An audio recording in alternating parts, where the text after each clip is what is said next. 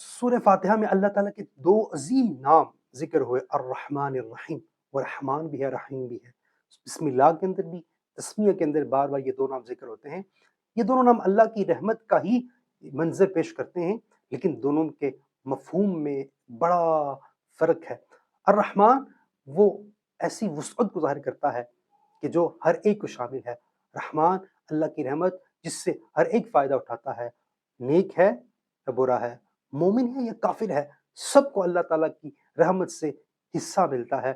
جیسے اللہ تعالیٰ کفار کی حکایت بیان کرتا ہے، وَقَالُوا اتَّخَذَ الرَّحْمَنُ وَلَدًا، کہ وہ کفار بھی اللہ تعالیٰ کو رحمان کہہ کر پکارتے ہیں۔ اور جو دوسرا الرحیم ہے وہ بھی اللہ تعالیٰ کی رحمت کو واضح کرتا ہے، لیکن یہ وہ رحمت ہے جو خاص رحمت ہے، جس رحمت سے صرف مومن ہی استفادہ حاصل کرتے ہیں۔ اس رحمت سے مراد مغفرت ہے، توبہ کا قبول کرنا ہے، اپنے بندوں کو اپنی رحمت سے مالا مال کرنا ہے، اور یہ رحمت صرف ایمان والوں کے ساتھ خاص ہے۔ اس لیے فرمایا کہ انہو هو التواب الرحیم، وہ توبہ قبول کرنے والا، رحم فرمانے والا ہے۔